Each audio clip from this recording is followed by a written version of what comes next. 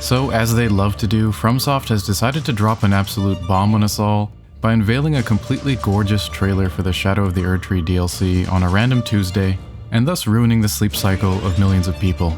Let's talk about it.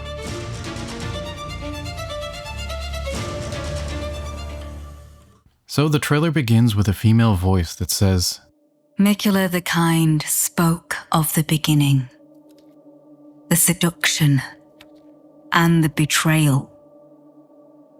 This narration is overlaid a scene of a hand reaching into a womb-like orifice and pulling out some sort of viscous, golden substance. Besides the fact that this thing looks a bit labial, I'm not really too sure what to make of it. Although the whitish color of the flesh does kind of remind me of the Godskins, for whatever that's worth. Before even watching further, we can already presume from the bracelet on the wrist that this hand belongs to Marika, since she wears similar bracelets in her original concept art. And this seems to be confirmed in the next scene that discusses an affair from which gold arose. As a figure, probably Marika's, ascends some steps before brandishing the golden substance overhead. As pointed out by Reddit user Marine Biologist Zero, this seems similar to the thread-like strands that we see on Marika's hammer as it's smashing the Elden ring in the original E3 trailer. So perhaps these threads are the essence that is used to form the Elden ring. Several Reddit users also point out something I totally missed. Notice that the color of Marika's hair here seems to transition from gold to red. It could just be the lighting, but is this maybe hinting at Radagon's red hair? Something to consider at least. Hey guys, this is Zafe in post here, and I think I noticed something really interesting while I was editing this section about Marika's hair. It's only visible for a few frames, but the figure in this scene actually has one very long, thin braid. This isn't characteristic of Marika's hairstyle, but a lot closer to the hairstyle that Miquella uses. Combine that with this V shape of the upper body, and I'm starting to really question if this is in fact Marika. If we instead interpret this character as Miquella, it's going to seriously contradict with some things I say later about Miquella maybe not being the bad guy after all. But I figure it's worth throwing out there anyway. We can also notice once again that the shape language being used here is quite womb-like. And it's probably worth pointing out that although in the English they say, an affair from which gold arose, in the Japanese version this is written as Ogon wa soshite umare, literally translating to how gold was born. And the word for gold being used here is the same word used in the Japanese word for Erdtree, Ogonji. When I posted this recent concept art from FromSoft's Twitter, many of you pointed out how the shape resembled a uterus. And this imagery and overall theme of birth definitely seems consistent with what we're seeing here in the trailer. We can actually notice though that the walls surrounding Marika here are actually comprised of piles of bloodied bodies, with the silhouettes of hands and fingers clearly visible. In the background of this shot of Marika ascending these blood-soaked stairs, we can also see what looks like a spinal column.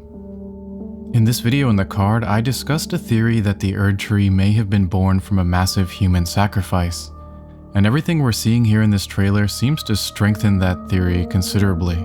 Notice how the piles of bodies look like they're in the shape of the Erdtree itself, and the opening cast in golden light here is reminiscent of the entrance where we enter the Erdtree in Leyndell.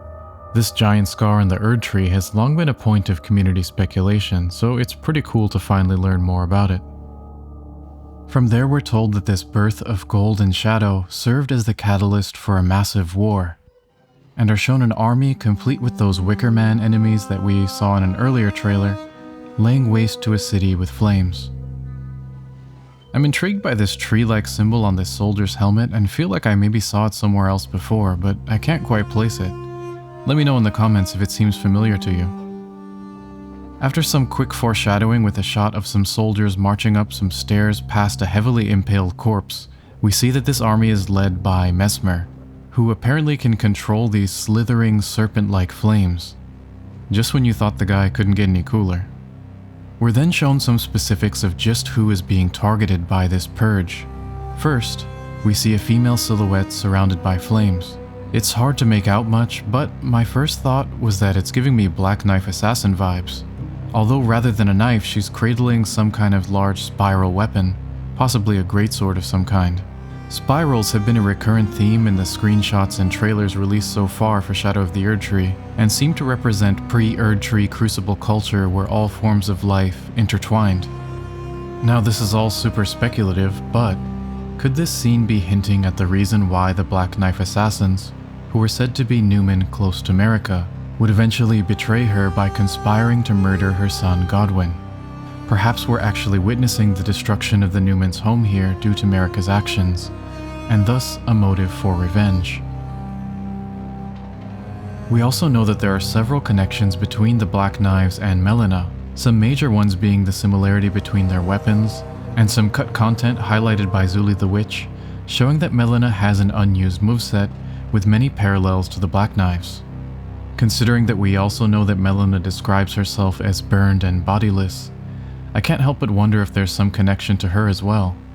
From there though, we get something a lot more conclusive, as Messmer is living up to his nickname and giving us some insight into just what he impaled to earn it.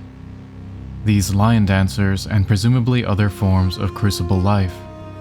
As the flames and ash of the burning city rise, we're shown the tops of buildings deconstructing in this weird way and rising upward toward the shadow tree, possibly being assimilated to feed its growth.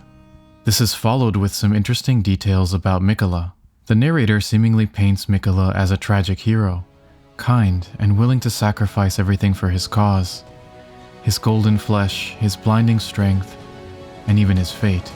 I'm honestly not well versed enough in Saint Trina lore to know why she in particular would be chosen to represent the aspect of Miquella's fate, so if you have any thoughts on that, I'd like to hear it in the comments.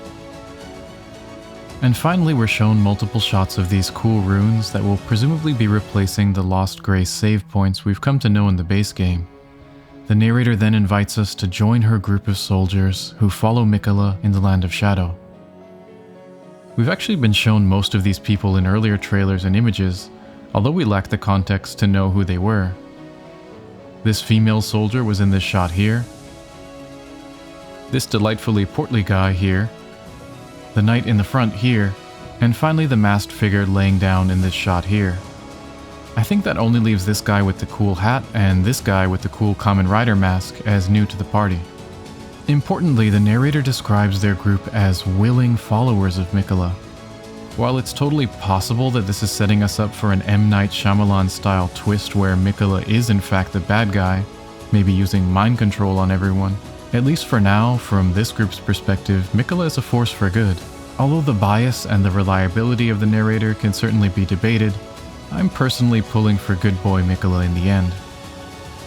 Anyway, I'm sure I missed about a million other cool points in this trailer that will eventually come out in the coming days, but in the meantime, I just wanted to channel my hype for this trailer into something productive and make a video for you guys to watch.